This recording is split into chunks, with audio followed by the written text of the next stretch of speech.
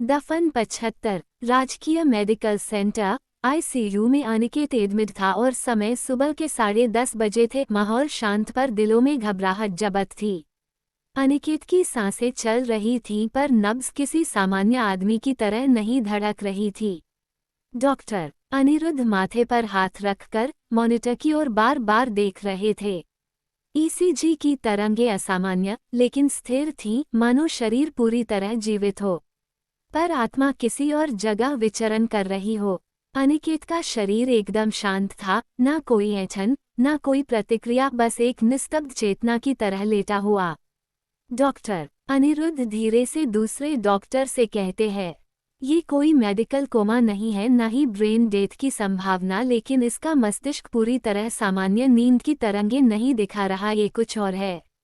दूसरा डॉक्टर चौंककर कहने लगा, सर, ईईजी की रिपोर्ट्स कह रही हैं कि ब्रेन एक्टिविटी तो है लेकिन वो एक हायर थीटा स्टेट में है। डॉक्टर अनिरुद्ध हामी भरते हुए कहते हैं, हमें इसके दिमाग की एफएमआरआई करनी होगी, डीप स्कैन और शायद न्यूरो वाइब्रेशनल मैपिंग भी। ये सामान्य केस नहीं लगता। वहीं आईसीयू के बाहर बैठे जॉन ने जब ये बातचीत सुनी, उसकी धड़कन एक पल को थम गई। वह तुरंत अपनी कुर्सी से उठा और सीधे साइट ऑफिस की ओर दौड़ा, जहां शेखावत मौजूद था, केस के दस्तावेज देखता हुआ। जॉन घबराए स्वर में जल्दी से कहता है, शेखावत, हमें एक बड़ी दिक्कत हो सकती है। शेखावत जैसे संभावित खतरा भांपते हुए तुरंत उठ खड़ा हुआ। क्या हुआ अनिकेत? जॉन अपने आसपास देखता हुआ धीरे धीरे बोलते हुए कहने लगा, डॉक्टर अनिकेत पर कुछ न्यूरोलॉजिकल टेस्ट्स करने वाले हैं, एफएमआरआई, वाइब्रेशनल मैपिंग, और ये सब उसकी चेतना की उस स्थिति में हस्तक्षेप कर सकता है। शेखावत, अनिकेत अभी इस शरीर में नहीं है, वो चेतना के उस स्तर पर गया है जहां बाहरी विद्युत या तरंग हस्तक्षेप उसे वापसी का रास्ता भुला सकते हैं। शेखावत आंखें संकीर्ण करते हुए सोच में पड़ गया। मतलब, अगर डॉक्टरों ने उसे विज्ञान से छेड़ा तो वो चेतना वहीं फंस सकती है। जॉन हाँ में सर हिलाते आगे कहता है, हाँ, और तब हम न उसे जगा पाएंगे, न खोज पाएंगे। फिर खुद को ही झिड़कते हुए कहने लगा, हमसे ही गलती हो गई, हमें अनिकेत को यहाँ लाना ही नहीं चाहिए था, पर उस समय उसकी हालत देख कुछ समझ नहीं आया और बस लगा उसे जल्दी हॉस्पिटल ले चले। शेखावत भी इस बात पर हामी भरता है। एक क्षण के लिए कमरे में गहरा सन्नाटा छा गया। शेखावत उठकर खड़ा हो गया, उसकी आंखों में निर्णय की चिंगारी थी। थोड़ा रुककर फिर शेखावत जल्दी से कहता है, हमें डॉक्टर को रोकना होगा, पर सावधानी से, क्योंकि मैडम को समझाना अभी टेढ़ी खीर होगी। जॉन धीरे से कहता है, हाँ यही तो बात है, वो कोई रहस्य नहीं मानती, बस वैज्ञानिक उत्तर चाहती है, और यही सबसे बड़ा खतरा है। इसी पल हॉस्पिटल के लॉबी में एसीपी मुकेश अंदर प्रवेश करती है और डॉक्टर से बात करने लगती है। शेखावत और जॉन दोनों भी उसी ओर चल देते हैं। आईसीयू के दरवाजे पर हरे लाइट की धीमी चमक थी। अंदर मॉनिटर की बीप नियमित चल रही थी, पर अनिकेत का शरीर अब भी निस्तेज, उसी अप्रभाषित अवस्था में। बाहर जॉन और शेखावत की बातचीत थमी ही थी कि टक टक टक, एक सधी हुई दृढ़ एड़ी की आवाज गूंजती है। एसीपी मुकेश गहरे नीले फॉर्मल सूट में, पैने नजर और तेज चाल से सीधी आईसीयू की ओर बढ़ती हैं। उनके साथ अस्पताल के डॉक्टर अनिरुद्ध और एक सहायक डॉक्टर चल रहे थे। डॉक्टर अनिरुद्ध सधे हुए शब्दों में कहने लगे, एसीपी मैम, हम अनिकेत जी की ब्रेन एक्टिविटी को लेकर चिंतित हैं। ईईजी असामान्य है और सामान्य चेतना स्तर से कहीं परे जा चुका है। हम एक गहन एफएमआरआई और न्यूरोवाइब्रेशनल एनालिसिस करना चाहते हैं, जिसके लिए आपकी परमिशन आवश्यक है। मुकेश बिना समय गंवाए सपाट स्वर में कहती है, start the procedure, I want to know what the hell is going on with this man.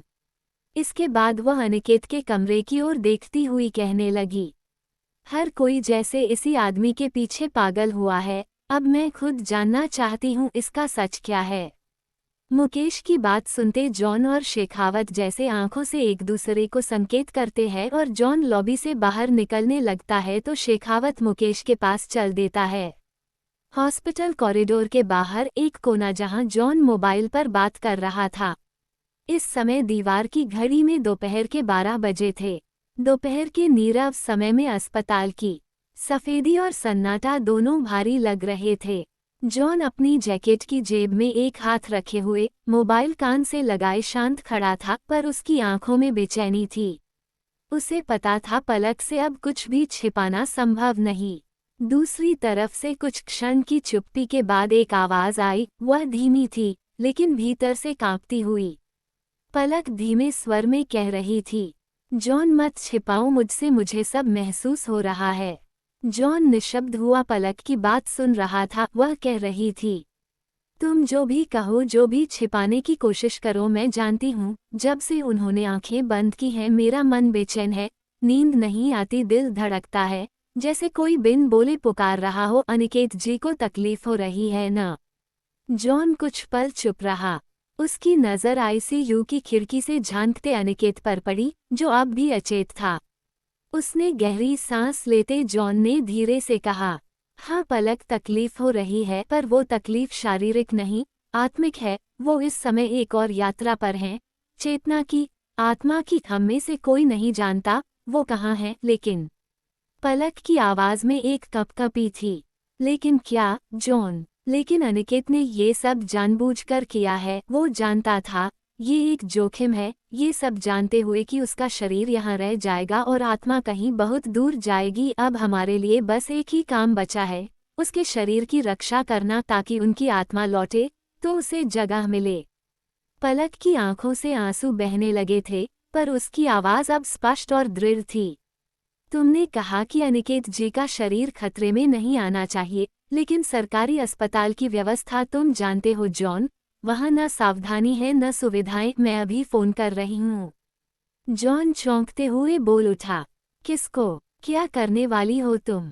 पलक कहती है, जो करना जरूरी है। मैं नहीं चाहती एक क्षण भी ऐसा हो जहाँ कोई लापरवाही हमारे बीच आए। मैं अभी हॉस्पिटल प्रशासन से बात कर रही हूँ और एसीपी मुकेश को भी कॉल करूँगी।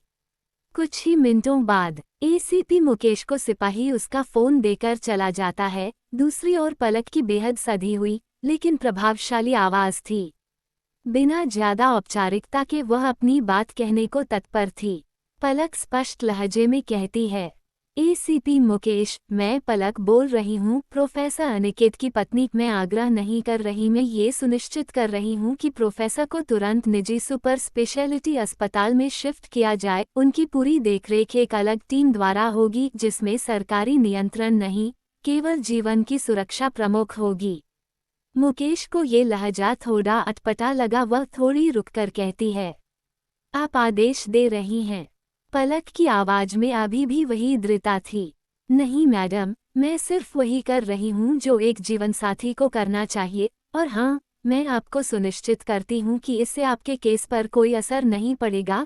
जो रिपोर्ट्स चाहिए वो आप ले सकती हैं। मुझे उम्मीद है आप मेरी भावनाओं को समझ रही होंगी। मुकेश थोड़ा तीव्र स्वर में कहती है, ठीक है, मैं फाइल में स्वीकृति डाल दूंगी। ट्रांसफर आप लोग प्रबंधित करें, लेकिन एक शर्त है, मैं हर 2 घंटे में अपडेट चाहूंगी। पलक धीरे से कहती है, बिल्कुल। रखते हुए कॉल, पलक ने जॉन को मैसेज किया, it's done, shift him and take care of my world. John ने आईसीयू की ओर देखा, फिर धीरे से बोला, don't worry Palak, will bring him back from wherever he is. ये आपसी विश्वास का रिश्ता था और शायद इससे मजबूत कुछ हो ही नहीं सकता था। पलक को यकीन था जॉन जो भी करेगा सही ही करेगा। वही शेखावत मुकेश के पीछे खड़ा था। उसकी बात खत्म होते वह बीच में बाधा देते संयत स्वर में कहने लगा, रुकिए मैम। एसीपी मुकेश पलटकर एकदम से देखती हैं, जैसे उसकी नजरें बिजली जैसी कटार बन जाती हैं। आप फिर बीच में? ये हॉस्पिटल है, कोई मिथकीय स्थल नहीं। ये पुलिस केस है और उसकी मेडिकल स्थिति मेरी जिम्मेदारी। लेकिन शेखावत फिर भी एक कदम आगे बढ़ते हुए कहता है, मुझे पता है आप ड्यूटी पर हैं, पर मैं भी यूं ही नहीं बोल रहा। इस समय जो हालत प्रोफेसर की है वो सामान्य नहीं, इसलिए अगर ये जिम्मेदारी मैं पूरी करूं तो आप केस पर अपना ज्यादा ध्यान दे सकती है। और ये सिर्फ मेरा डर नहीं, अनुभव है। कुछ क्षण के लिए मुकेश के चेहरे पर चुप्पी छा जाती है। उसकी आंखें शेखावत की ओर उठती हैं, तीखी, संदेह भरी, फिर धीरे से कहती है, आप जानते हैं न, ये सब कहकर आप मेरे केस को आधा कर रहे हैं। अगर कल को कुछ हुआ तो मैं सिर्फ आपको जिम्मेदार ठहराऊंगी। शेखावत धीरे लेकिन मजबूत स्वर में कहता है, ठीक है, मैं लिखकर दे देता हूँ, सब मेरी निगरानी में होगा। मुकेश थोड़ी देर घूरती हुई कहती है, फाइन। फिर डॉक्टर की ओर पलटती हुई कहती है, टेस्ट कैंसल करो अभी, अब सब कुछ निजी हॉस्पिटल में इनकी ऑब्जर्वेशन और देखरेख में होगा, but I need a report every 6 hours. Clear? Doctor सहमति में सिर हिलाते हैं। Yes ma'am. मुकेश शेखावत के पास आती है, उसकी पैनी आंखें अब भी उसी पर टिकी थी।